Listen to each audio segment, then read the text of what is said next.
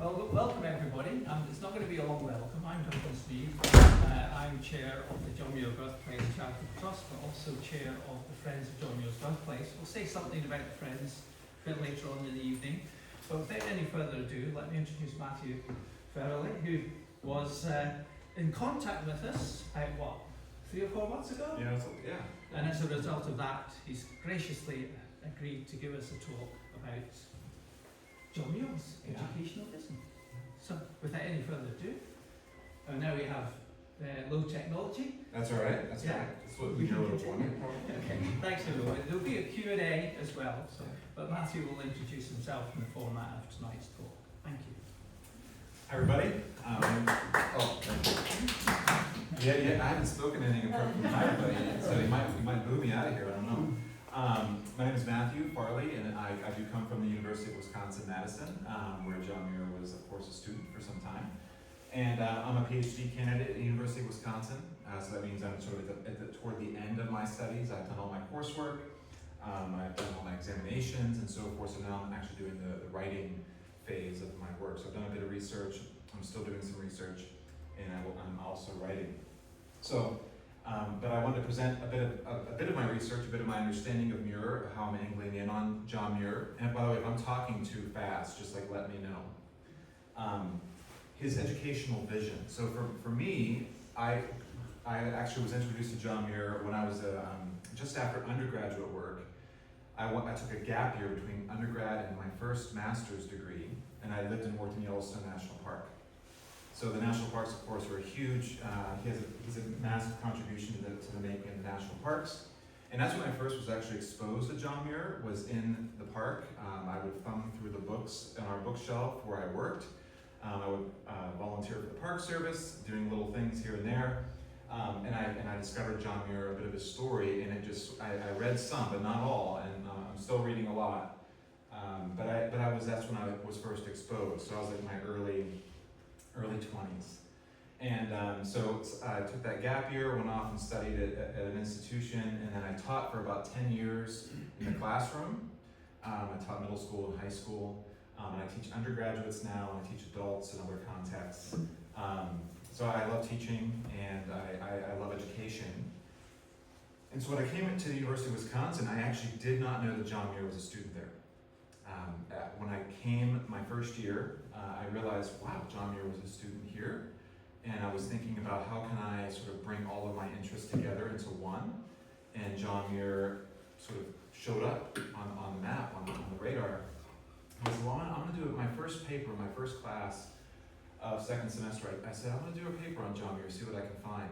And sure enough, I was able to sort of localize, focus my interests on John Muir, and particularly this educational dimension. So a lot of works have been written on John Muir, a lot of biographies, a lot of interesting stories of his conservation, his activism, and so forth, but nothing yet has been really written on John Muir's educational philosophy, the history of his education, how his education shaped him, his own ideas, how he himself educated people. People will name the fact that he was, for example, a teacher in a one-room schoolhouse in Wisconsin for a couple seasons. But in terms of a deeper dive into John Muir's educational vision, how he thought about education, that really hasn't been explored yet. That includes also the ways he taught, formally and informally. That includes in the classroom, out of the classroom. That includes his homeschool education of his daughters. That includes the mentorship, right, that he actually gave to people. We'll meet one of those figures later. That includes the way his books were used in classrooms. So that's a reception history of John Muir's writings. How were his works used in American classrooms during his lifetime and thereafter? So that's kind of the big picture vision. And my hope is that this will not just be some sort of, I like academics, but I don't want to be so academic that it's not translatable to like the everyday person, right, who can read this and take inspiration from it. That's the goal. So for me, that's what I hope that this project will do, and that by the end of this, maybe we'll all be a little bit more inspired together. So you should know that part of what my studies have formed me to do is enter into this through a couple of different lenses. So I'm doing Muir studies from a perspective of history of education, so thinking about sort of the educational context that Muir was raised in, Muir lived in, intellectual history, which is the history of ideas, so how ideas change over time, right? How they morph. And then finally, environmental history, so the history of how we think about the environment, of how we think about conservation, the activities around that. So that's kind of how we're gonna jump in. So I've tried to incorporate Dunbar quite a bit in this little talk, which I think is only fitting, and I'm very grateful that you have welcomed me here. Duncan gave me a little tour, David gave me a bit of a tour, Pauline gave me a tour, Eleanor's been so helpful. I've talked to so many of you, and I'm just really grateful for your hospitality. So let's just jump right in. Okay, so a bit of a Muir and education, sort of like I want to ground sort of what I'm saying here and substantiate what I'm saying here. So at the beginning of this first part, so what I'll do is I'll basically give a bit of a talk, and then we'll have a pause, and we can have some Q&A around that talk. And then once we feel pretty good about that, then we'll move into the second part, and so forth. But I want to cast kind of a broad net. It's a fishing town after all, so we're going to cast a broad net. I want to cast a broad net at the beginning and think about Muir and education kind of in a larger scale. And then I'm going to focus in on more specifics as we move along. And particularly, I want to focus on, I think as I said in the little summary I gave, on this metaphor that John Muir uses a lot in his writing, or a decent amount. This idea of the palimpsest. And I'll define that in a bit. Actually, we'll in the history of more recent history in the last month or so, I think you folks in Scotland have actually discovered a really important thing related to palimpsest, so we'll talk about that. So, palimpsest, we'll talk about this living metaphor, what one person calls a living metaphor, and how that's really important for Muir, I think. So to begin, I want to just sort of give a big word here, receptivity. Receptivity. John Muir was extremely receptive. How many of you have read John Muir? Okay, great. I'm still reading. I have not read everything that John Muir wrote, just to be really clear. So I just want to name, we all probably feel like imposters. I probably feel like an imposter, you probably feel like an imposter, I don't know. But I haven't read everything John Muir wrote yet, and I'm still reading. And just because I read it once doesn't mean I've got it all, right? So John Muir, though, I think he was a figure, an individual who was extremely receptive. He was open. He was, I would say, porous. You know, he was able to absorb a lot. And he was open to all of reality in a way that I think was really generative and really imaginative and really, really interesting and multifaceted. And so that word receptivity, openness, porousness, those are the words I kind of want us to think about here. He was open to a fullness of life, of experience. He wanted to assimilate everything into a coherent world picture, what the ancients called wisdom. We don't really use that language a whole lot these days, but I think it's a bit, people think it's a bit stodgy and cold and drafty. I think wisdom is a lot more interesting than what we give it credit for. But I think this is the kind of vision he was interested in.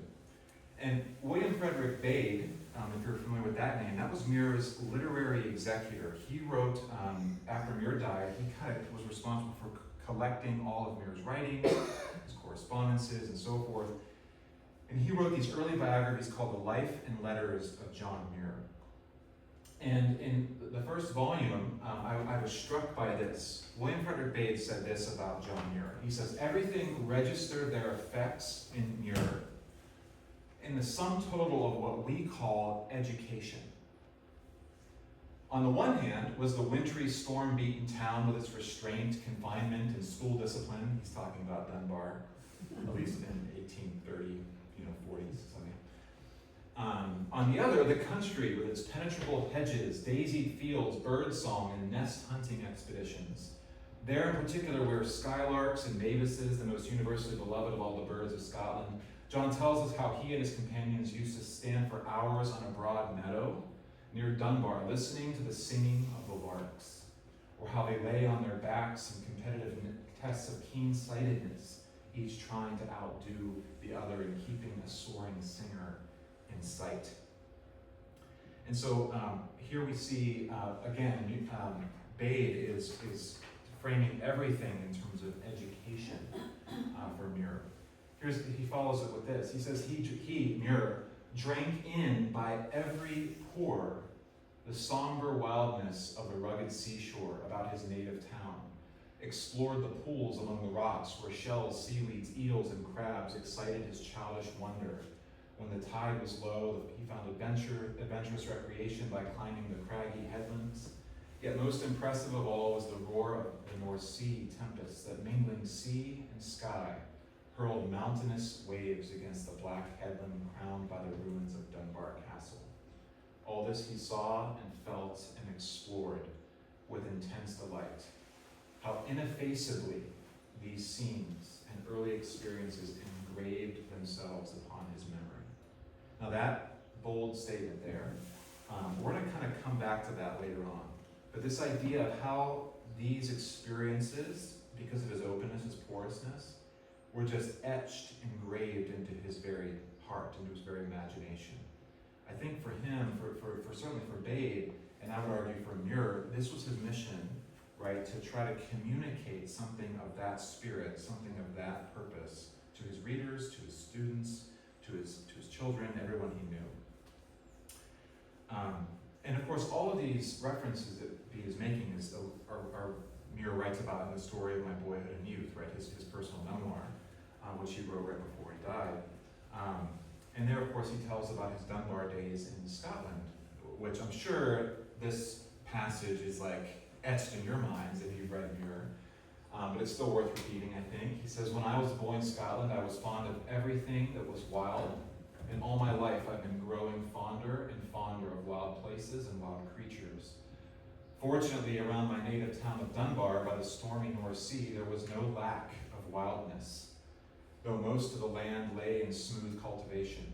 With red-blooded playmates wild as myself, I loved to wander in the fields, to hear the birds sing, and along the seashore to gaze and wonder at the shells and seaweeds, eels and crabs in the pools among the rocks when the tide was low. And best of all, to watch the waves and awful storms thundering on the black headlands and craggy ruins of the old Dunbar Castle, when the sea and the sky, the waves and the clouds were mingled together as one.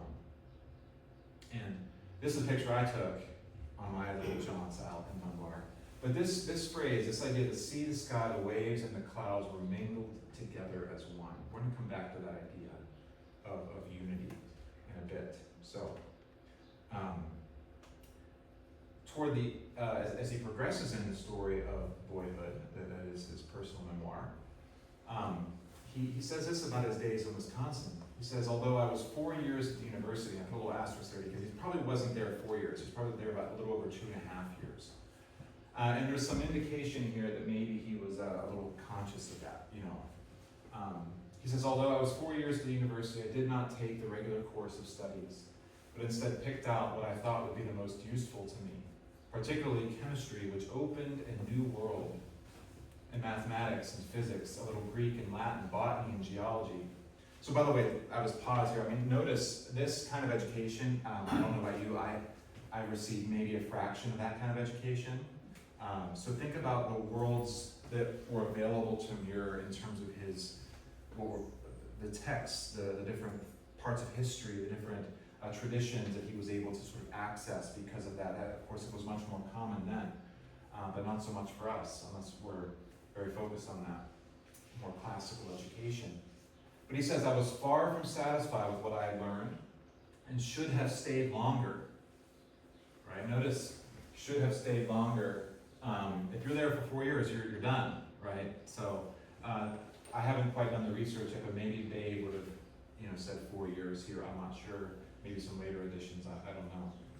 But anyway, he says, I wandered away on a glorious botanical and geological excursion.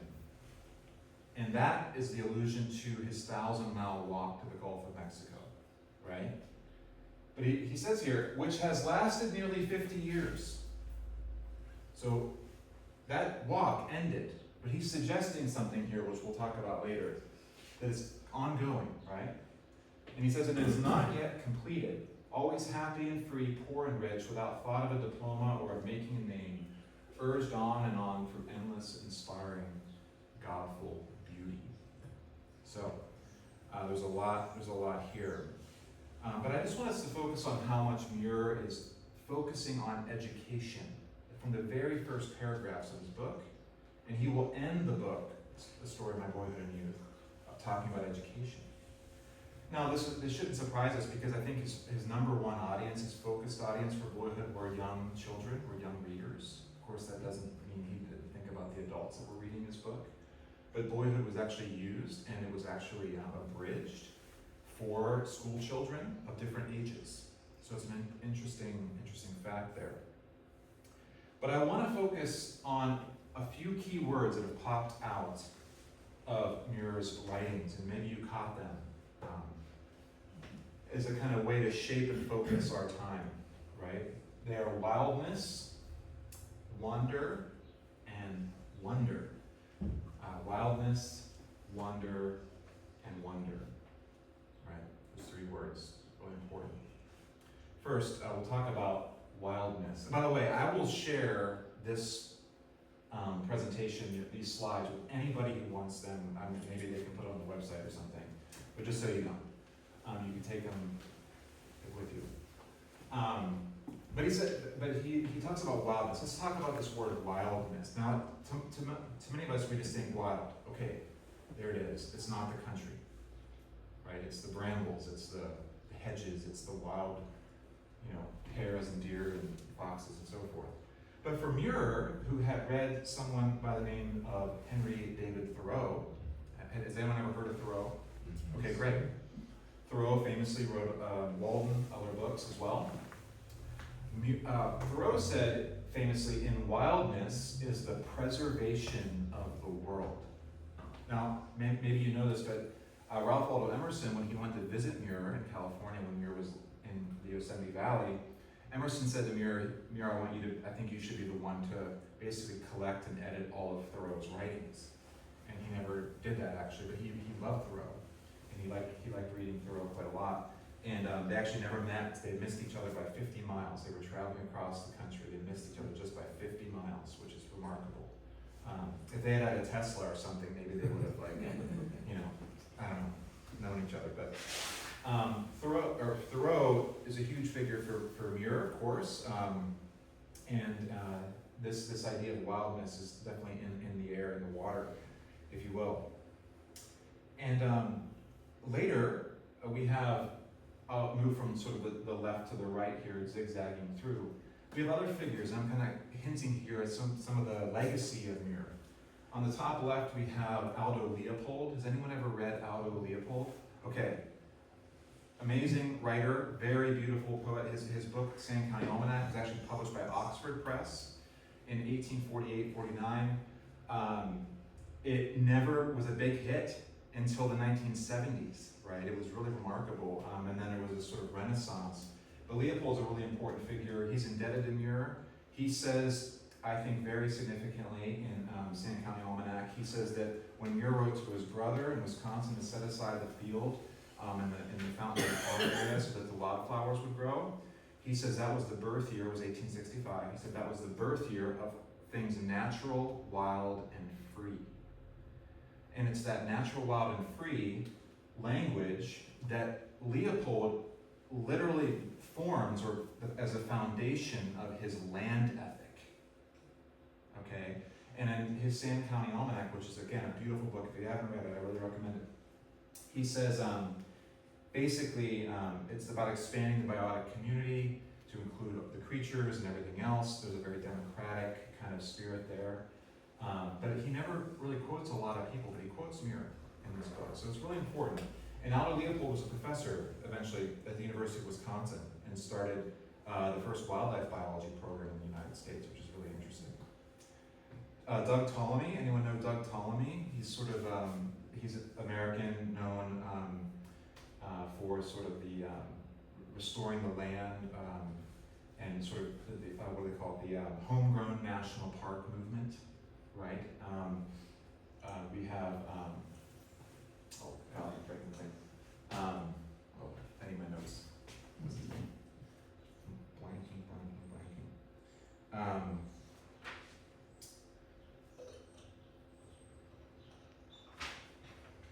Oh yeah, Paul Kingsnorth. Have you read Paul Kingsnorth? He's British. Yeah? Hawkins once just wrote a book against the machine. He was an environmental activist for a long time, he still is. His most recent book against the machine is making a lot of waves here in the United States. Robert McFarlane, of course, if maybe you've heard of him. I think these figures are all in some sense indebted to. I think McFarlane has a lot of the similar kind of imaginative vision, or like the ecological vision that I think would resonate a lot with Muir. But the idea here is that wildness, wilderness, is something deeply ingrained, embedded in us, and there's a lot of reasons for that. This is another interesting figure, I think, that taps into some of Muir's imagination. He's a modern figure as well. He's a Cambridge University professor. His name is Martin Shaw. He's a mythologist, and he just wrote a book called Liturgies of the Wild. Liturgies of the Wild. And he's actually interesting in that one of the things he does is he brings people into the wild in order to help discover like who they are and to tap into sort of their own personal story, how it might tap into some of the larger story. And all I'm doing by showing here is a bit of the legacy that I think Muir and of course Thoreau and others have shared. And I would commend these folks to you. The second word is wander. Wander. He says, I love to wander in the fields, to hear the birds sing and along the seashore, and so forth. I reference Thoreau once again because one word is synonymous of wander that Muir uses a lot is the word saunter. Saunter. It's a word we don't really use frequently, maybe we don't hear a lot. It sort of sounds like you're lollygagging around, just sort of like aimlessly moving about without any purpose. And maybe there's a sense of truth to that. But one very famous essay that Thoreau wrote in 1851 is called Walking. Walking is really, really beautiful. It was actually a speech he gave. But I want to read parts of this because it's a beautiful way that Thoreau's playing with this word saunter and how it talks about how it sort of feeds into Muir's idea, I think, of wandering and sauntering. Thoreau said this, I've met with but one or two persons in the course of my life who understood the art of walking, that is, of taking walks, who had a genius, so to speak, for sauntering. I'll typically use the language of genius for sauntering. Which word is beautifully derived, quote, from idle people who roved about the country in the Middle Ages and asked charity under pretense of going à la Sainte Terre, or the Holy Land, till the children exclaimed, there goes a Saint Terror, a saunterer, a holy lander. They who never go to the Holy Land in their walks, as they pretend, are indeed mere idlers and vagabonds. But they who do go there are saunterers in the good sense, such as I mean. Some, however, would derive the word from sans terre, without land or home, which therefore in the good sense will mean having no particular home, but equally at home everywhere. For this is the secret of a successful sauntering. He who sits still in a house all the time may be the greatest vagrant. That's the irony, right? He who sits at home all the time may be the greatest homeless person, right? But the saunterer, in the good sense, is no more vagrant than the meandering river, which is all the while sedulously seeking the shortest course to the sea. But I prefer the first, which indeed is the most probable derivation, for every walk is a sort of crusade, preached by some Peter the Hermit in us, to go forth and reconquer this holy land from the hands of the infidels. I was playing with these concepts and these words here in the middle of the history of the Crusades. But you might ask, well, who are the infidels, right? I think he's suggesting maybe that we ourselves could be the infidels, right? We have to sort of take crusade over our own selves, right? And sort of reclaim, in a way, the spirit of a saunter, right? So that we don't grow sleepy and just stay homebound, right? Not getting out and wandering and sauntering and so forth. So this idea of pilgrimage, this idea of wandering, again, I show here this Thoreau because I think this is in Muir's air, this is in Muir's water. And we'll come back to some of these ideas. Finally, the word wonder. Muir said, I loved to gaze and wonder. our screens are so, we fixate on our screens, like we gaze, it's like narcissists, in the pool. I think this idea of gazing and wondering, this practice of gazing and wondering, is largely a challenge for us more and more in our day and age. This is something that I think too, we use the language of I wonder, it's sort of like we say I hope, but like we use the language of hope as in implying a doubt. Whereas apparently Americans, I learned on this trip, people have stereotypes of Americans, and we just say amazing, we're just always exclaiming things, awesome or something. Maybe that's how it cheapens this idea of wonder. But I want to focus a bit on the history. I like words. I think words really matter. They really matter to Muir. Do you know the first instance of the word wonder in the English language is Saint Caedmon, right? The 7th century Christian who wrote the earliest poem, the earliest piece of Old English writing that we possess to this day. There's a statue, kind of to him in Whitby in England. But he said, this is from the Oxford English Dictionary, right? So it's his hymn that we get this word wonder. And I want to highlight two senses of the word wonder. The first is an objective sense, and the second is a subjective sense. The objective sense, this is from the Oxford English Dictionary, suggests that wonder is a marvelous object. It's a wonder, it's a marvel, it's a prodigy. Caedmon said this, now let us praise heaven's kingdom's guardian, the maker's might and his mind's thoughts, the work of the glory Father of every wonder, eternal Lord. He established a beginning, or as one translation says, or the eternal Lord established the beginning of wonder. Like the beginning of wonders as objective realities. He first shaped for men's sons heaven as a roof, the holy creator, then Middle Earth, for those of you who are Tolkien fans, mankind's guardian, eternal Lord, afterwards prepared the earth for men, the Lord Almighty. The second sense of the word is subjective, and this taps into what I think Muir describes as sort of inspiring godful beauty, the effect that it has upon us.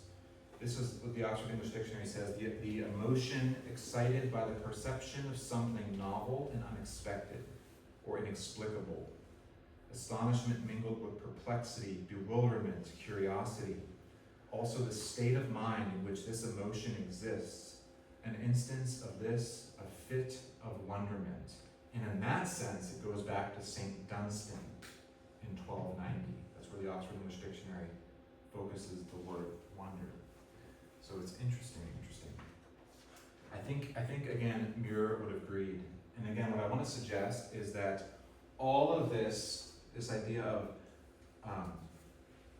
wilderness and its effects upon us, wandering and wonder, I would like to suggest gather up sort of some of the main edifices or main sort of cornerstone and features of Muir's thoughts on education. From Plato, all the ancient philosophers from Plato to the present day, there's this idea of holism that I think is encapsulated in this idea of wisdom. And I think that these kinds of experiences produce transformation. And that's a word that we'll come back to as well. Really, really important. This is the kind of effect that Muir had on people because of the way he cultivated that in his own life. It was communicated through his writings. One American, early or mid-20th century American historian of education sort of has defined education in the following way. And I think it's important because, at least in the United States, the way we think about the history of education, there was a time when we reduced it to schooling, the history of schooling, as if education was just about schooling. And this is something that Muir himself would actually push against. There's actually a really interesting poem that Muir wrote while he was at the University of Wisconsin called Old Log Schoolhouse near Madison, Wisconsin, 1861. And he's meditating on the connections between what's happening in the schoolroom, which was made of oak, and then the education that was taking place outside before that was ever constructed into an oak schoolhouse. And he's drawing connections between the children and the birds. There's all sorts of really interesting and creative things he's doing. But he sort of, Muir himself rejected this idea that education is all about formal schooling. Of course, it doesn't mean it's not about that, but it's about more than that. It's inclusive of a lot more. Look, this is Lawrence Kremen. He said this: "I've defined education broadly as a deliberate, systematic, and sustained effort to transmit, evoke, or acquire knowledge, values, attitudes, skills, and sensibilities, as well as any learning that results from that effort, direct or indirect, intended or unintended. The definition is intended to call attention to the wide range of situations and institutions in which education has gone forward over the years." And that's what I would suggest is sort of how I think we should be thinking about education, at least how Muir thought about it. You'll notice here he says, "Remember, I was far from satisfied with what I learned at the university." Wasn't that he said I reject it, but he said it created a hunger, right? And he wandered on this long trip, which lasted nearly 50 years and is not yet completed. So while he's still alive, he's saying, my education's not done, right? I'm still learning, right? And then he says, I'm urged on and on through endless, inspiring, godful beauty. It doesn't end. You don't just like get your degree and go home, right? Say, oh, I'm educated. For Muir, it's all encompassing. It's all of life. And for him, he ends literally, these are the last sentences of the story of my boyhood and youth. He says, I was only leaving one university for another, the Wisconsin University, for the University of the Wilderness. Right? So there's this idea that the wilderness, that the wilderness itself, that Yosemite and all the places he ever visited were imparting to him some lessons. And he'll use that language of lessons of nature a lot. And we'll get into that more as we move on. So I'll stop there for now. And we'll kind of take some Q&A if you want to start with just this first section. I want to break it up so that you don't fall asleep and it doesn't just drone on forever. I usually am teaching in the classroom where there's like back and forth. So this is the most like lecturing I really ever do. So anyways, those are some of our initial thoughts, and then the second part of this, we'll zero in on some of Muir's choice texts that I picked for this idea of the palimpsest. So, yeah. Any questions on just this or response? Maybe talk to a neighbor, and then come back and we'll have a little conversation.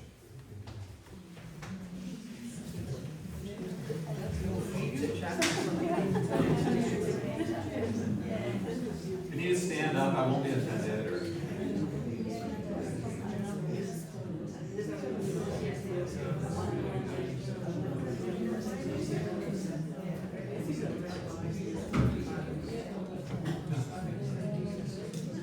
Yeah. Correct, yeah.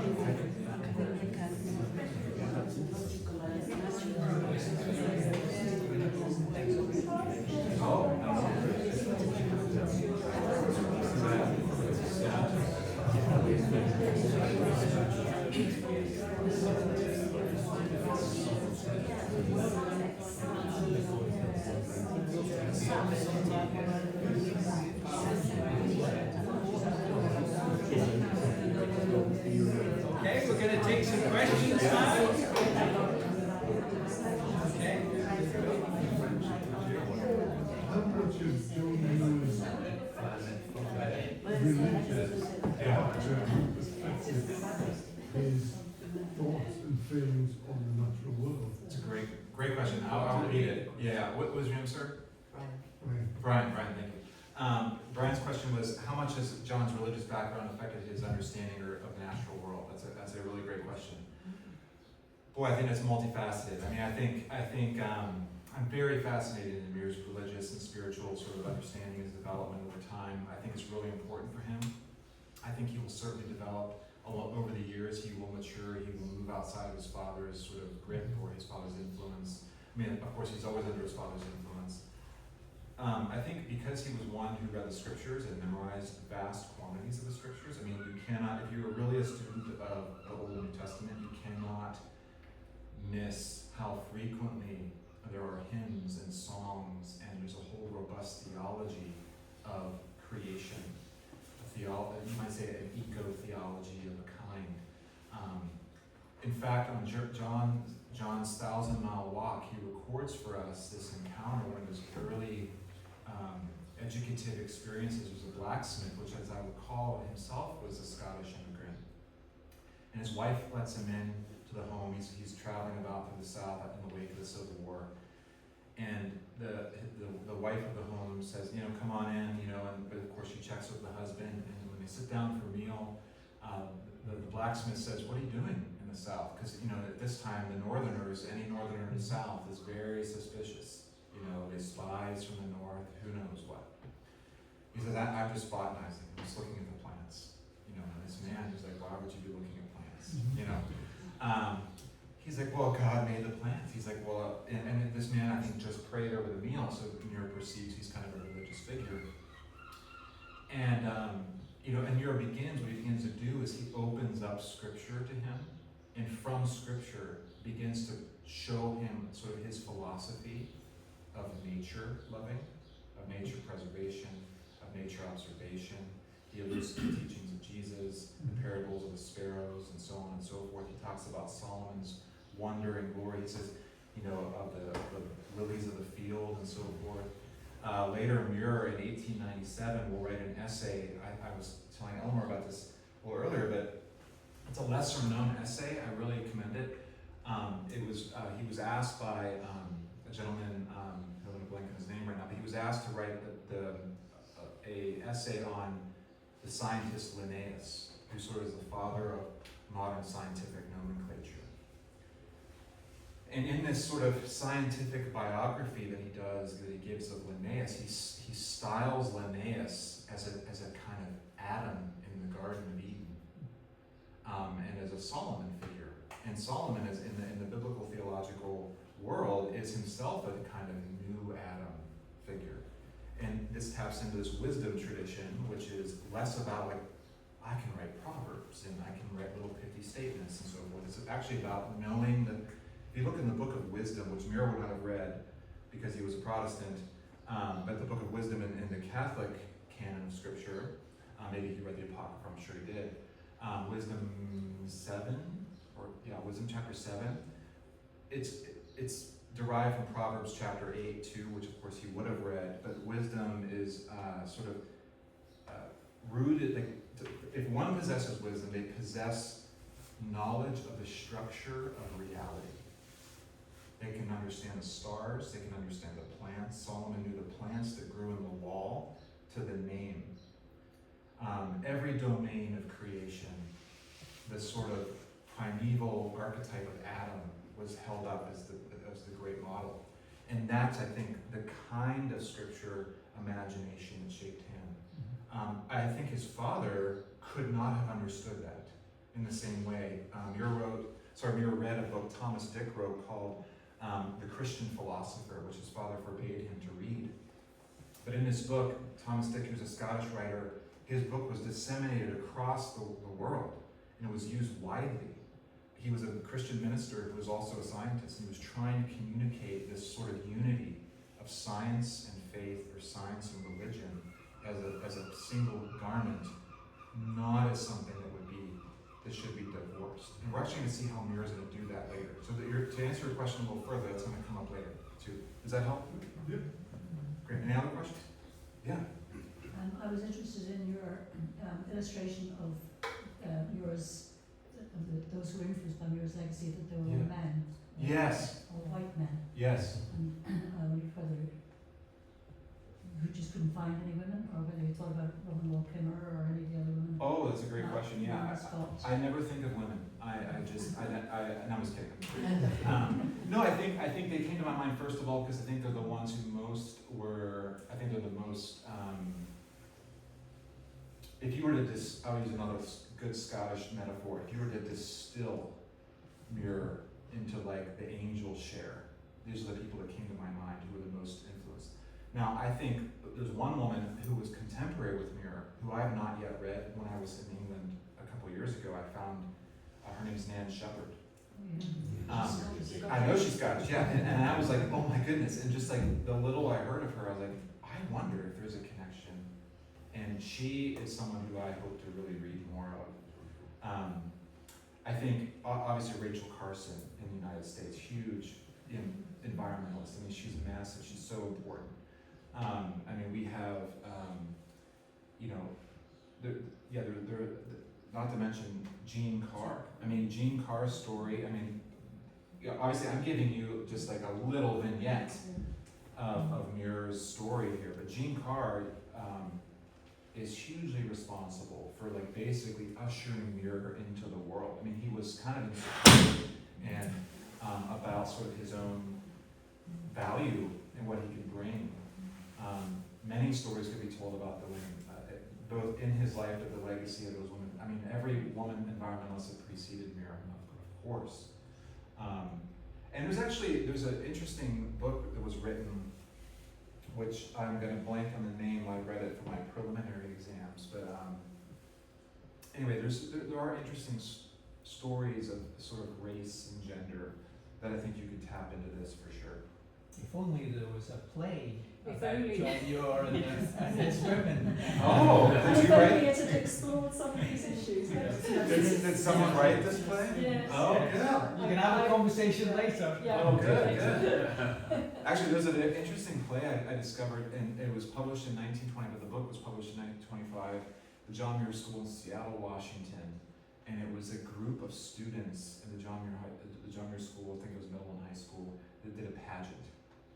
And it's remarkable. They just dedicated it to Muir. There's all these poems that the children wrote, and it's really, really rich. Yeah, it's really cool. I hope that helps. I look forward to the next iteration of this, Yeah. if you include women. Yeah, well, yes, indeed. I hope I don't disappoint too much. But anyone else have a question? Yes, sir. I was kind of wondering if Muir read the Romantic poets. Oh, of course I'm he did. thinking Wordsworth and so on. Is that? Oh, yes. Yeah, he did. I don't know if it's obvious. I mean, it wasn't necessarily obvious to me. He certainly read the Romantics. He read Wordsworth for sure. I mean, he actually visited Wordsworth's grave. Yeah, and so he was a really important figure for Muir for sure. He cites Wordsworth a lot, the Matthew poems in particular. He cites. He read Milton. He took the New Testament when he went on his journeys into the 1,000-mile walk and into the wilderness. He took a New Testament. He took Paradise Lost. He took Burns. Of course, he committed so much to, and I'm woefully, I feel just very ignorant about Burns, especially. I've read far more Wordsworth than I've read Burns. But yeah, romantic, and actually, you can't really separate Muir's understanding of wilderness and wildness apart from this romantic turn. Not least of which is like a response to modern science, which is a big part of the story, and industrialism. Yeah, great question. Yeah. Ruskin. Say that again. John Ruskin. Oh, John Ruskin. Yeah. He actually, I don't know. Was happy with Ruskin? He had a little problem. Yeah. He was a little. I don't know what the word would be. Rash with Ruskin. He had some issues with Ruskin. There'll be a chance for more questions. Oh yeah, for sure. Yeah. All right, so let's look at the part two. So perception, life as education and sympathy. So this is where we'll kind of talk about the idea of the palimpsest. I want to tell a bit more of. So as I mentioned before, Muir ended his biography, The Story of My Boyhood and Youth, which was published in 1913. He dies in 1914. He had every intention of writing a follow-up volume to that. So unfortunately he died, but I'd like to explore some of the contours of sort of what takes place in the narrative if you were to chronologically sort of arrange his life from boyhood all the way through adulthood and so forth. I want to now turn to some of the writings and correspondence that he had and highlight this idea of sympathy as it relates to this concept of the palimpsest. Now, has anyone heard of a palimpsest? No, but I'm going to use it for Blossom from now on. Blossom, okay, yeah. So yeah, Eleanor knows, yeah, palimpsest is super interesting. I learned about it some years ago when thinking about like ancient manuscripts. But basically a palimpsest is sort of, especially in manuscripts, which I just go maybe, oh, did I miss it? Oh, I must have missed it. That's interesting.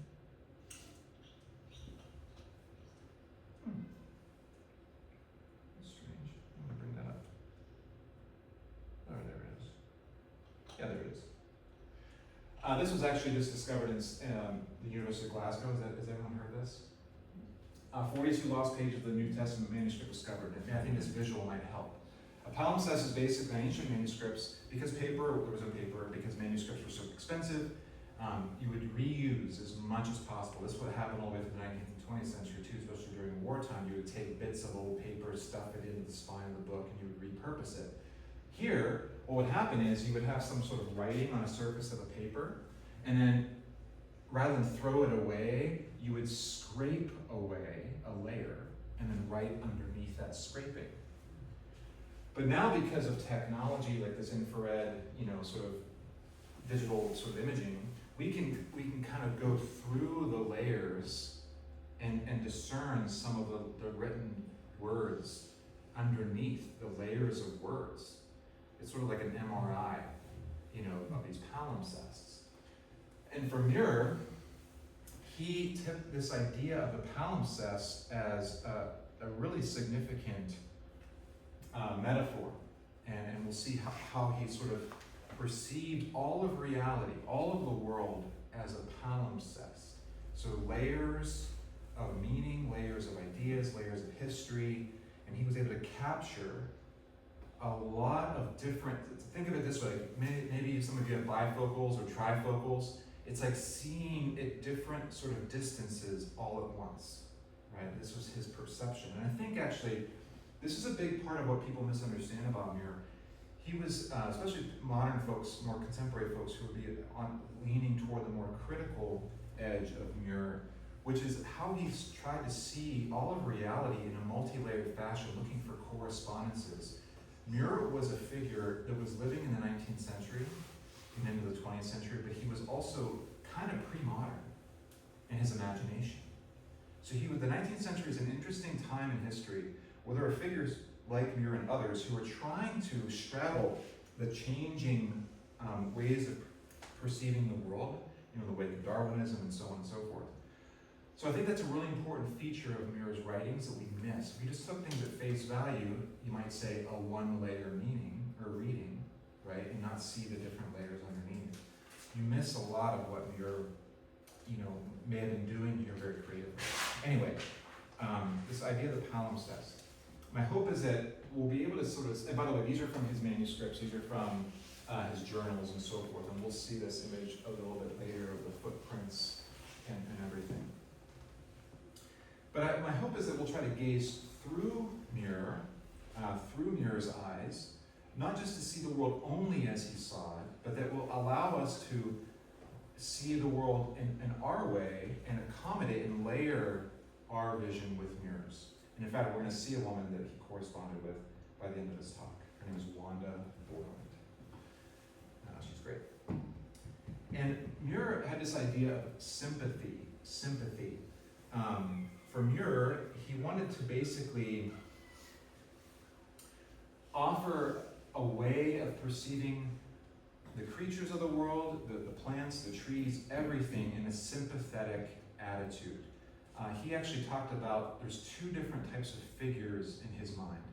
The one he called Lord Man, which was those who, for example, read the Bible from a language of Genesis 1 and interpreted dominion language, like you shall have dominion, as kind of a rapacious, acquisitive, destructive way of perceiving or interpreting that. But then he talked about the sympathetic person who actually he thought was more like what God intended Adam and Eve and all of us in their stead to kind of be thinking about creation and stewarding creation. That's a really important figure for Muir. And again, this palimpsest idea, as I said, was a living metaphor. So what I mean by that is, you use a metaphor like an analogy, and you use it, it's a one and done thing. Maybe it dies after its use. I think with Muir, it's important to keep in mind that he really tried to use language in a way that captured, as far as was possible with human language, everything he could possibly fit into his understanding. Because what we will see is he actually has a very humble, but also very humble philosophy of language. We'll see some quotes in a bit that describe how Muir said, language falls apart. It cannot capture all of the marvel and wonder of reality. It just can't do it all. But what happens when you stack language and you press it together and you try to bottle it up and distill it, into that angel's share. This particular figure I would recommend, who talks about these ideas of living metaphors, and particularly in times of disenchantment. I think we're living in an interesting time where a lot of folks are looking for re-enchantment. His name is Charles Taylor. And he just wrote a book. He's 89 years old. I think he's 90 now. He's a Canadian philosopher, but he wrote a book called Cosmic Connections. Language, poetry in the age of disenchantment. And that'll be important because Muir is very poetic, and we'll see. So again, what I want to suggest here is that this palimpsest is going to describe Muir's understanding of objective reality. He's going to try to capture as much of reality as he can with this layered understanding. And then he's also, I think, going to allow, therefore, because it's so layered, because it's so, well, one philosopher, his name is John Muir. He's a French Catholic philosopher, phenomenologist. He calls all of reality saturated. It's so saturated you cannot exhaust it. It just brims over with wonder. That's the subjective side. We encounter this, and we're blown away by it, and we're trying to make some sense of it. So we use language to describe the objective reality, but we're also using language to describe our experience. Both of those, I think, fit in the palimpsest. This is one person that Muir traveled with on his Alaska trip. One of his Alaska trips, actually a couple of his Alaska trips. His name was S. Hall Young. S. Hall Young wrote a book after Muir died called Alaska Days with John Muir. And in that book he said this. This is how he describes Muir. I began to recognize Muir as my master. Now, by the way, this is 1915. It's very flowery language. So I began to recognize Muir as my master, who was to lead me into enchanting regions of beauty and mystery, which without his aid must forever have remained unseen by the eyes of my soul. I sat at his feet, and at the feet of his spirit I still sit, a student, absorbed, surrendered, as this priest of nature's inmost shrine unfolds to me the secrets of his mountains of God. Before I forget, another great woman from Britain is Charlotte Mason. And we're going to talk to Charlotte Mason. We're going to talk about Charlotte. We'll talk about nature study in just a minute. She was a huge figure in the nature study movement in England. They didn't know each other, but it's important. So here's S. Hall Young. He's saying, Muir's a master, he's a teacher, right? Leading him into these regions, changing his vision, and here he is, a student who himself is now learning how to be receptive, learning how to understand and receive more and more. The Dial was a magazine and you can see here, for literature, philosophy, and religion. It was published in the early 19th century into the 20th century. One reviewer of Muir's writings said that Muir's writings were, quote, veritable nature study transmuted into literature. That word we don't really use that a lot. Transmuted into literature. You might say transubstantiated. You might say transformed. You might say that the transmutation is some sort of passing on of something from one to another. There's a kind of alchemy, I think, in Muir's writings. People reported this was a particular sort of critic, a literary critic, but other people who we'll see in a moment described how when they read Muir, they're like, oh my goodness, I can see in my imagination exactly what you're describing, right? It's as if, people say things like, it's as if I was there, right? The way he sort of wrote and he toiled over his writing. But there's a transference here through Muir's writings of a way of understanding. That's important for when we think about how Muir himself is educated, right? Now, I mentioned Charlotte Mason. Charlotte Mason was part of the Clapham-Sect. She was an educator in the Lake District. She was a very, very beautiful and interesting educator, doing a lot of really creative work, child-centered learning, and so forth, like the Pestalozzi model, that came over from Prussia and all the rest. But one of the big things she did was immerse students in nature, and Muir was the very same, right? Muir was living in a time when nature study, it was called the nature study movement in the United States, was picking up speed and steam. And this nature study movement was really trying to do a lot because, as I alluded to a bit, Muir was living in a time of significant flux and change. It's sort of like our own time, like the advent of AI. Everyone's talking about AI. Everyone's feeling, you read articles on it, but you feel it in the air. It's sort of like Galadriel in the beginning of the Lord of the Rings, you feel it in the water.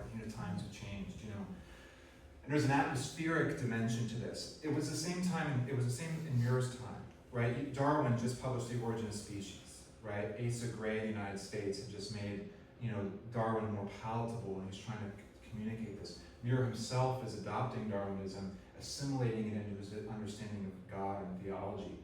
But what's interesting about Muir, and again, I'm going to go back to the palimpsest here, this layering of his understanding of reality, right? He's trying to see all of reality through multiple lenses, and he's trying to make it a coherent whole.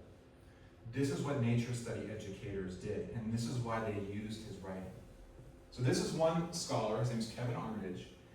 He succinctly describes what nature study in education in schools was all about. He said this: nature study attempted to reconcile objective scientific investigation with spiritual experience. This was no easy task. The modern worldview represented by scientific inquiry thrust entirely new and exclusive, huge, as someone would say in the United States, huge. Yeah. That's a joke. You can feel free to laugh. I mean, maybe it's a bad joke. I don't know. Anyway, I gotta get someone to laugh at you. But anyway, but this is really important. The modern worldview represented by scientific inquiry thrust entirely new and exclusive ways of knowing nature on a changing world. In other words, think of it this way. Only by scientific empirical method, can we understand reality. Throw away spirituality. Throw away religion. It matters not. It's outdated, it's outmoded, it's bygone myth. The nature study educators were about saying, no. Let's hold both of those together in a tension because they're necessary. Teddy Roosevelt wrote to Kenneth Graham when Kenneth Graham wrote The Wind in the Willows. And he said, my son, what's the son's name? Is it Fergie? What was his name? Anyway, I'm going to blank on his name. He said, I heard my wife reading Wind in the Willows, and at first I thought that was ridiculous. And then I read it, and then I heard it again, and I said, that's really quite marvelous. And Kenneth Graham was used in nature study. So trying to re-enchant children's understanding of nature through story. Anyway, the meanings that humans granted to nature were in flux. This epistemological rupture, the word epistemology is a big word. It basically means how you know what you know, right? This understanding of knowledge was rupturing and forced Americans and others in the West to come to terms with new ways of understanding the world and to invent methods of retaining what was good and useful about the old ways. What was that Robert McFarlane book called? The Old Ways, right? The Old Ways, right? Nature study advocates sought to embrace the modern world of science while retaining the older methods of fellowship with nature that yielded the unique experiences and ethical insights that science could not. By the way, I think we're seeing a sea change of that today in modern science. Right? There's a lot of that. I don't presume to be an expert on that, but I think that's happening. So again, Muir was really, really caught up in a lot. This was a big, big, big debate. There was a whole movement called the nature fakers, right? That's like climate change deniers or something. Like it was a big deal in his time. And I think Muir wanted to help his readers hold those things together, right? He wanted to help them hold all this together into one whole. And we're going to see this through this use of the palimpsest idea. And I was thinking about this as I was touring the John Muir birthplace, like, wow, isn't it amazing that the very birthplace, right, is the way that the museum has been constructed now is now literally, you can see the layers, right? Think about a restoration of a building, right? When David Anderson took me through the town, and just like, he said, oh, yeah, see the gables, see the different layers that are sort of stacked and so forth. There's these imprints, right? Everything's palimpsestic in a certain kind of way, right? And that's how Muir saw reality. He's like, well, of course, like if I dig through that wall, John's, am I not going to get your name wrong? Is it Jacqueline or no? Your name? Pauline. I can't remember her name. I'm sorry, Pauline. Pauline showed me the hearth, you know, the fireplace here in the townhouse. Like it was, I think you said, we knew it was here. We just didn't know where. And it was discovered, right? That's the layers. That's the layers, right? I think Muir in his writing wanted to try to help us see, right, more and more of these layers. And again, I think he was largely successful in this regard. And so Muir, a lot of the readers said that Muir's writing had an effect of this transmutation, epiphany, right? Many wrote about how, you know, for example, one person said, it would seem absurd to say that to read his sketches and to look at the pictures which illustrate them is as good as to go to the mountains and look about for oneself, and yet in a certain sense, this is true. Another critic described Muir as an artist who, quote, transmits the splendors of scenery into the glory of words.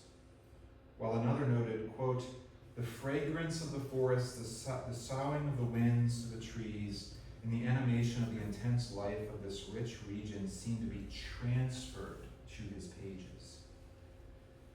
Right? According to one critic, they say, Muir has lived so long amid the mysteries and splendors of the lakes, canyons, and peaks that he seems to have become part of the landscape itself, while yet maintaining his unique personality. And I think that's an important phrase, right? He's part of the landscape, and yet he has a unique personality. And I would suggest, and I think this is true based on his writing and how others received his writing, that's what he wanted people to also experience.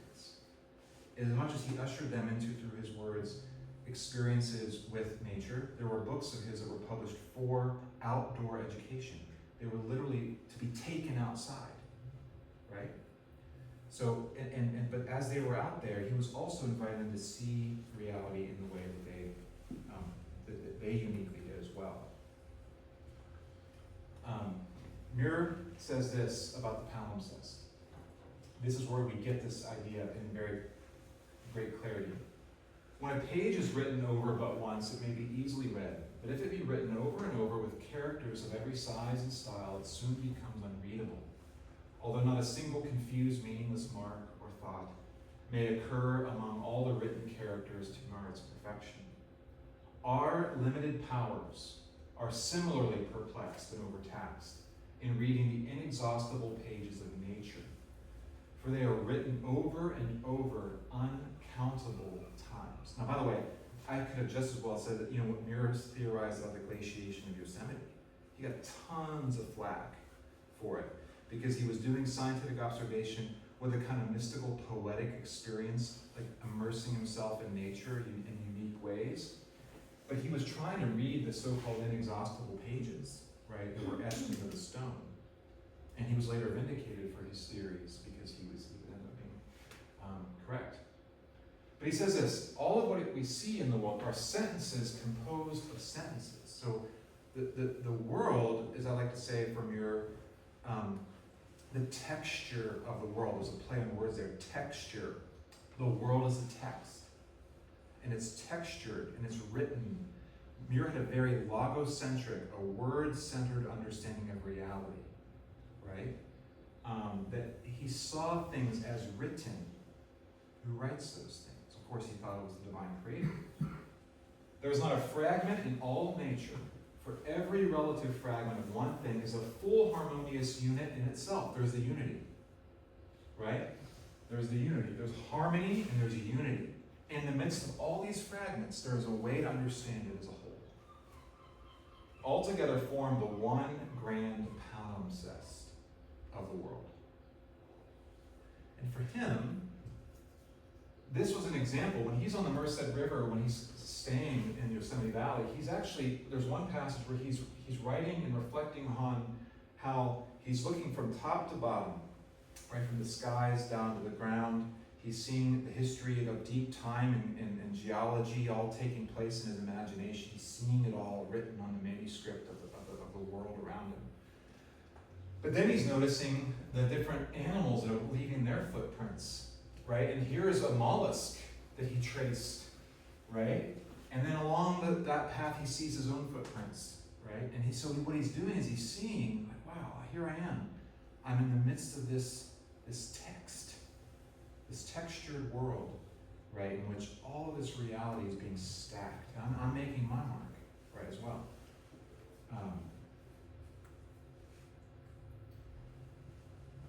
But again, this idea of this, our powers are perplexed or overtaxed.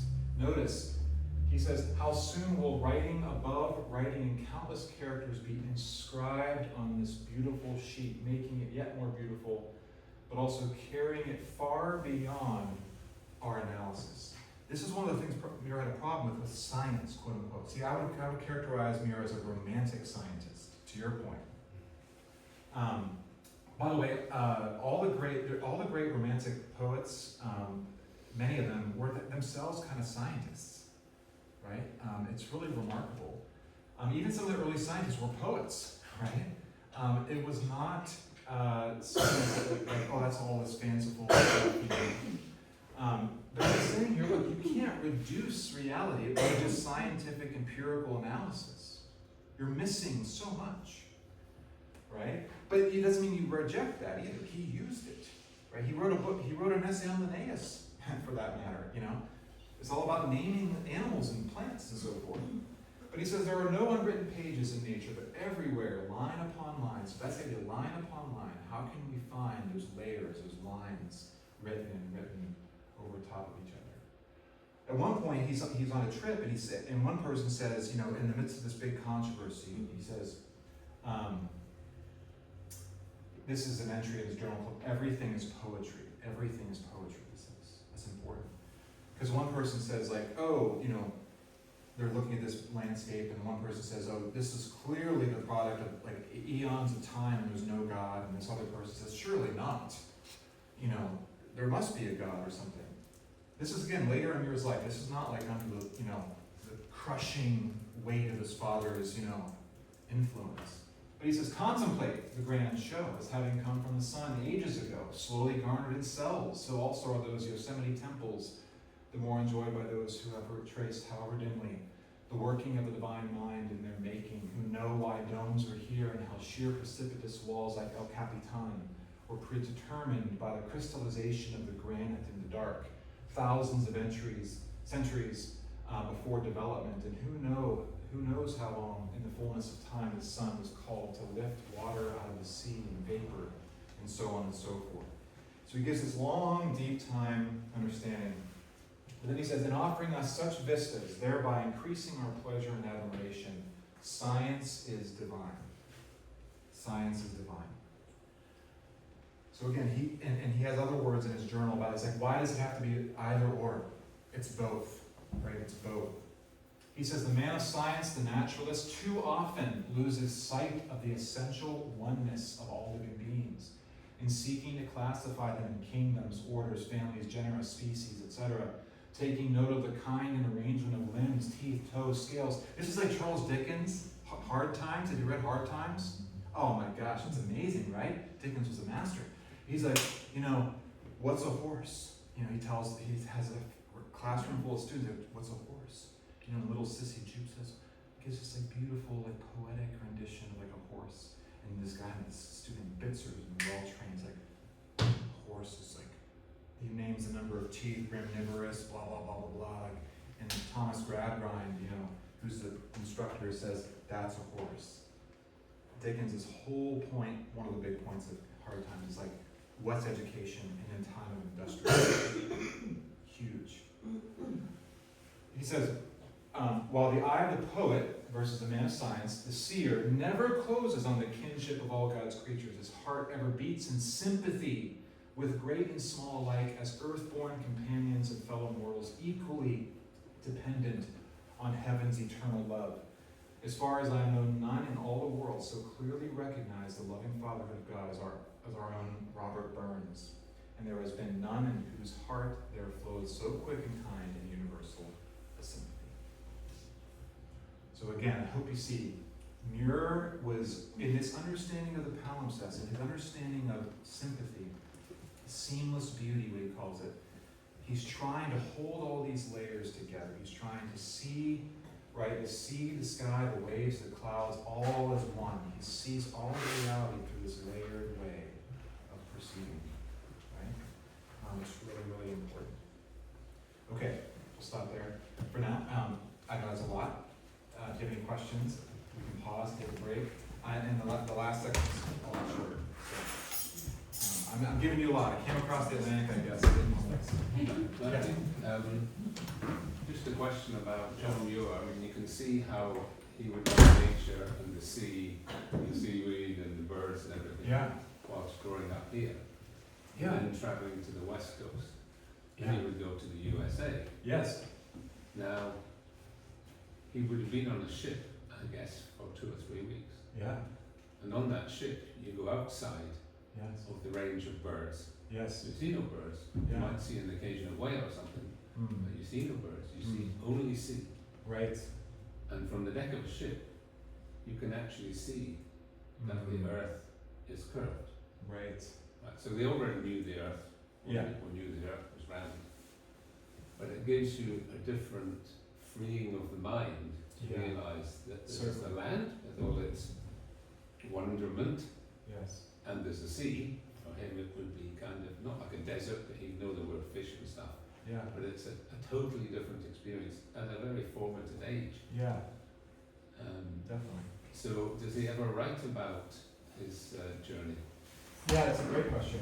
He does, and I don't have a strong memory of all the details. I do know when he returns to Dunbar in 1893, in his 50s, he writes a lot about that. He writes letters and so forth back. He writes letters to his children describing his experience. But I do remember some of what I've read. He does describe a lot of people being seasick, and he describes how he tries to get out on the deck as much as possible, just to sort of take it all in. Exactly his observations of that in a more philosophical way, as a nature philosophy. I don't have a strong grasp of that, at least not at this moment. But yeah, but I have no doubt that he was thinking. I mean, he was remarkable in terms of his understanding. I mean, he was always thinking about correspondences everywhere. I mean, when he was in chemistry class, we had his chemistry note. The Civil War was breaking out in America, and he was talking about. He must have been learning about the covalent bonds of atoms or something, and he was talking about how the bonds of a nation are being ruptured. You know, I mean, he was going there, you know. So I'm sure he was thinking about something profound. And also, it's very noticeable that all these quotes are Yeah. couched in a religious type They are. language. Absolutely. From the time, it's almost as though Yeah. they couldn't describe something without referring Correct. God or the past. But Correct. Yeah. just recently, we had the 300th anniversary of James Hutton, the geologist. Mm. You might have followed some of that. A little bit, yeah. I know Yeah. some of what he's. But when he realised the way that the seams of Yeah. geology and the sedimentary rocks and stuff, he actually said at the time, we see no sign of a beginning and no sign of an end, which put him in deep trouble Yeah. Yeah. with religion, and they tried to excommunicate him Yeah. for that, Yeah. because until he and others started, Yeah. they thought the word was 6,000 years old. Of course. It didn't make Yeah. any sense to him, Yeah. and you could see how endlessly old it Yeah. must be. Absolutely, that's a great point. Like, there's the whole, and I'm not going to remember all the details, but there's the big debate of catastrophism and sort of uniformitarianism and all of that sort of thing. You know, I think too, it's interesting. If you go back to people like Augustine of Hippo in the 4th century, he reads Genesis from an older perspective. So it isn't just like every Christian before James Hutton was like, the earth is 6,000 years old. Actually, there were many times in ancient Christian history, it was like the earth could be very, very old, deep, very old. And in fact, they would have read the Genesis account with that in mind. They would not have read it as Muir's father would have read it. Yeah. So that's actually a product of other forces in the West, in the wake of the Reformation in particular, I would say. So I think that's actually something that is a myth. Well, I like to use the word myth to describe things that are true, so I want to be careful to say it too much to describe things that are just false. But I think some of these quote-unquote myths, I think are important to kind of get some clarity on, because otherwise they just sort of give us the impression that they were just simpletons without any knowledge of the world. Modern science was, our universities were products of Christian church, in the Christian church. So the greatest scientific minds, Linnaeus, Mendel gave us genetics, you name it. You know, the Big Bang Theory was theorized by a Jesuit priest. So I mean, talk about deep time, you know. So I think these are the things that we forget. And I think Muir was interesting because I think he was definitely rejecting a lot of the overly simplified understandings. And he was doing his darndest to try to assimilate and synthesize and make a coherent picture. So, I mean, when he's here in Dunbar in 1893, he's writing back to his daughter Wanda, who's the eldest, and he's saying, you know, memorize your scripture, memorize the Lord's Prayer, do your prayers at night, and so on and so forth. She's writing back to him with rhyming poetry that resembles Daniel chapter 3, the Song of the Creatures. I think those things get lost in some of Muir's story. You know, I'm not done doing my research, but there's a lot of interesting twists about his relationship to religion that I think often get papered over and reduced to like he was just a pantheist and a nature worshiper. I'm not so sure that's right. But, which is not to say he didn't, in a sense, worship nature, but it's qualified. Yeah.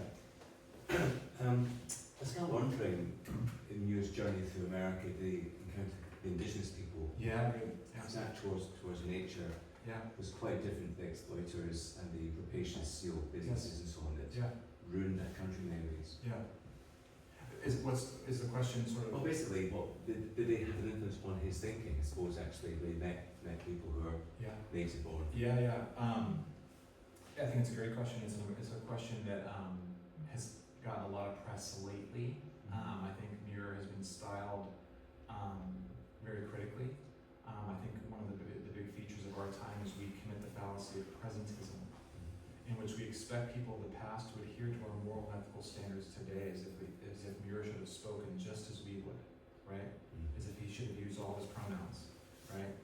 And I'm not so sure that that's actually fair.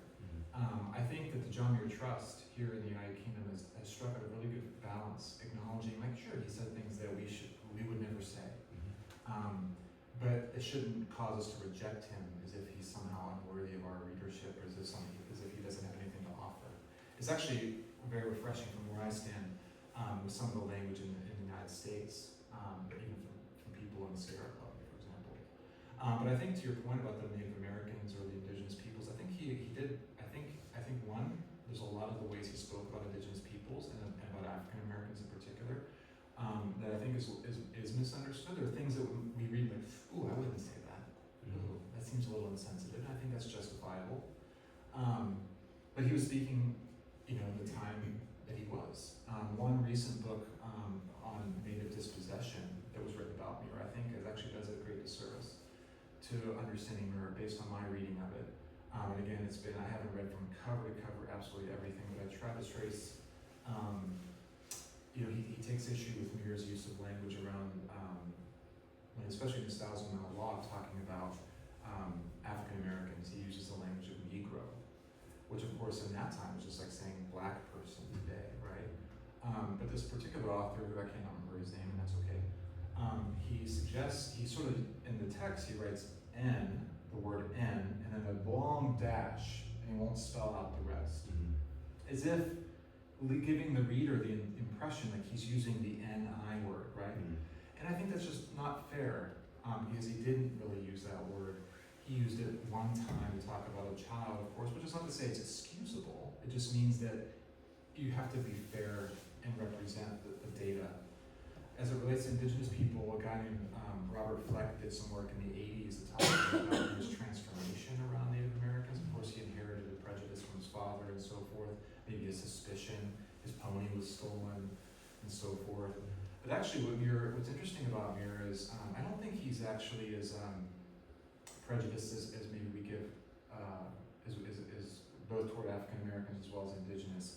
He does use some language that again causes us to wince. I would also argue that some of this is about his own trying to make sense of the human's relationship to the environment. He had a thing about hygiene. That's a 19th century thing. He liked cleanliness. He didn't understand why squirrels could be so clean and Native Americans in the Yosemite Valley couldn't be as clean. What he didn't imagine is like, oh, there's mosquitoes, and we have to like do something about that.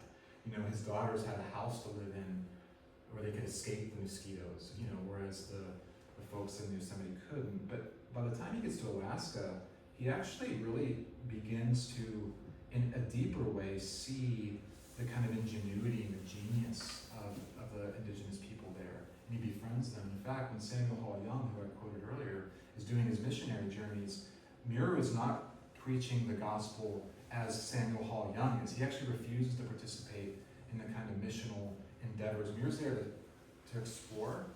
And Muir was a storyteller, and the indigenous peoples were like, you're here for gold, right? And he's like, I'm not here for gold. I'm here to see plants and to see glaciers. And they're like, you're not gold hungry? Like all the other white people, you know? And he's like, no. And in fact, there's many instances where he's saying like he's observing their genius. He's observing how they perceive the natural world in a way that he begins to see it. Actually, we see it kind of similarly, back to the Robin Wall Kimmerer reference, who I saw, great speaker. She's a great speaker, and she has a very interesting way of doing this layering, I would argue, too. She's kind of doing it from the other side, you know, the more modern way. So, yeah, does that help? Yeah. Anyway. Other thoughts? Part 3. What's that? Part 3. Part 3. Education and sympathy. All right, here we go. The palimpsest of the human heart. So all this palimpsest language, what does it mean for us? Because you see, Muir, remember that quote about being engraved upon the human heart? Everything, William Frederick Bates said it was all engraved and etched upon his heart. That's exactly what he wanted to do with the people that he met. That blacksmith I mentioned was a guy named Shepherd Billy when he was a shepherd in the mountains of Yosemite in Sierra Nevada. He was trying to educate him. Billy was just like obdurate, right? In fact, there's this one description of Shepherd Billy, as he's called, where the layers, he sees the layers on Billy's pants. He's like, there's an Allegianatus, I can't remember what word, he's like, the fat from the meats that have dripped on his pants, gathering up mites and dust and dirt and graphite and he's literally a walking like museum, you know, and he doesn't even see it, you know. And so this is the kind of thing that Muir wanted to impart, like this vision, this way of seeing, I think. And so here we have, this is one of his mentees, Samuel Merrill. I can't remember a whole lot about him. This is Linnie Marshall Wolfe, one of his earliest biographers after William Frederick Bade, whose biography is very valuable for us insofar as she like Bade is close to Muir in his time. But she cites Samuel Merrill here, who said, to be with Muir, to talk with him daily, to see through his eyes the world about him, he felt would have been a far more valuable training than the university could give him. That's what Linnie Marshall Wolfe says, right? And so this idea of the heart, the human heart, the palimpsest of the human heart, how is it that we get these sensibilities etched into us? One woman, Wanda Borland, she actually writes to Muir from Dunbar. She's Australian. And she's reading Muir's, I think she's reading Boyhood. And it's just so interesting. She says, and it's a very long letter. This is kind of the manuscript here. She had lovely handwriting. But she says, I wish to assure you of the great pleasure I have derived from your writings. Perhaps I should be mistaken were I to speak of great profit, for I am not so constituted as to make the most of your treasury of nature lore. I understand your keen interest in the small things of nature, but though I was brought up in the midst of myth's tale on a farm, I have never felt that interest. In a way, I love and appreciate the fine effects and influences of nature, and I've read a little natural science, but my experience convinces me that without the inborn love of the earth and of the birds and beasts and creeping things on the face of it, one doesn't become a lover of nature in the true sense.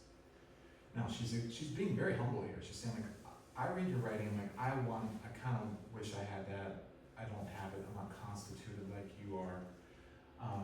But there's this understanding, she says, you know, I feel like it's got to be inborn. And so what happens when we don't feel, when we're like Wanda Borland, or we're like Shepherd Billy, and we're like, or we have friends, or maybe we're like John Muir, we're like, don't you see, you know? And what happens when we find ourselves in this kind of situation? Well, you know, Muir, I don't think would panic. There's more that she shares. She says, such books as you write, however, have given me times of insight, even of enthusiasm. And I'm grateful for these. I shall never forget the pleasure of discovering the source of pure pleasure in your books, which have opened my eyes to many things which I should otherwise have missed. I feel as if I knew you personally through them and Dunbar. She's saying, because of your description of Dunbar, I'm in Dunbar, and I can see how you saw Dunbar, right? What a discipline life has been in your case. Don't lose sight of discipline in its educative sense, right? And what a pleasure, too. Pardon this egotistical note of thanks. It may serve to show you how you've influenced many who have not seemed to have much in common with that which is the life of you. We are all in one bundle of life together, and the human note makes us all tingle and thrill, though we may not respond to every chord of the great music. But I think here she's responding to a chord. She's responding to something, right? And it's not unlike Plato, right? Plato was the epiphanic educator. It's like you have to get people to see the good, the true, the beautiful.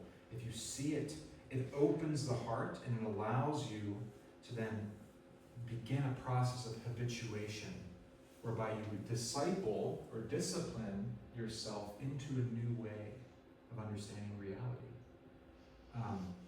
I think that that's a deeply embedded feature of Muir's vision of education. Again, going back to that wisdom motif that I've shared. And so I'll conclude here with the question, right? What about us? What about our family? What about our friends? What about our communities? Whether it's here in Dunbar, whether it's in Madison, Wisconsin, you know, where I'm coming from. How do we understand education, right? Is it just about schooling?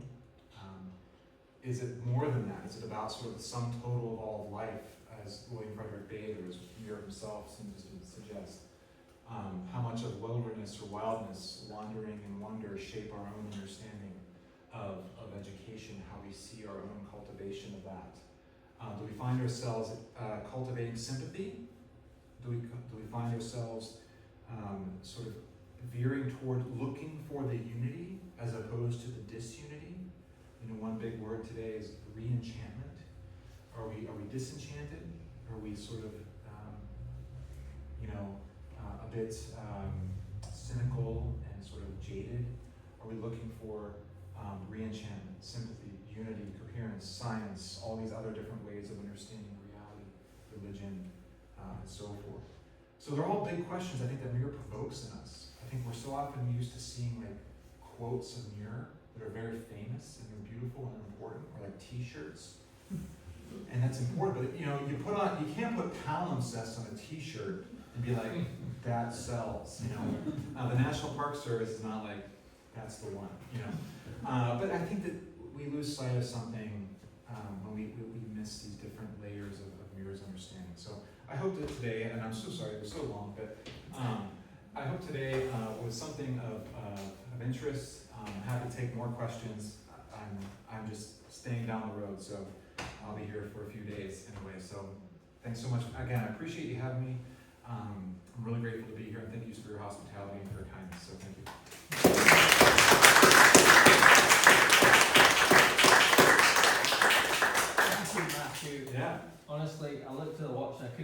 time. I thought that was about Oh. a 45-minute talk. It was fascinating. Oh. It was fantastic. It's Very great. good. So insightful. Are any final questions that people have? We can have it over a pint too. I'm happy to. I'd just like to invite any of you that think that you could get engaged with the Friends of John Muir's birthplace and help promote the birthplace. If you've booked your place through the trust at jmpd.org.uk, then feel free to send another email saying, I'd like to be kept informed, and we'll add you to a list and so on. Because what we need to do as Friends of John Muir's birthplace